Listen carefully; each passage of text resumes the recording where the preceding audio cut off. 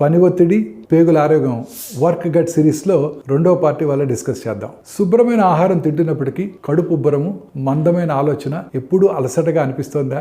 ఒత్తిడి, సరైన ఆహారం లేకపోవడం, నిద్రలేమి వంటి కారణాల వల్ల గట్ బ్యాక్టీరియా అంటే పేగుల్లో ఉండే బ్యాక్టీరియా ప్రతికూలంగా ప్రభావితం చేస్తుంది. రోజుకు 10 గంటలు కూర్చోవటం, 3 పూట్ల ఒకే భోజనం తినటం మరియు రాత్రి ఆలస్యంగా తినటం వంటివి మీ ప్రేగుల్లోని వివిధ రకాల బ్యాక్టీరియా జాతుల సంఖ్యను తగ్గిస్తాయి. మీ ప్రయాణ ఒత్తిడి, నిద్రలేమి, వారాంతంలో అతిగా మద్యం సేవించడం కూడా గట్ మైక్రోబియంపై ప్రతికూల ప్రభావం చూపిస్తాయి.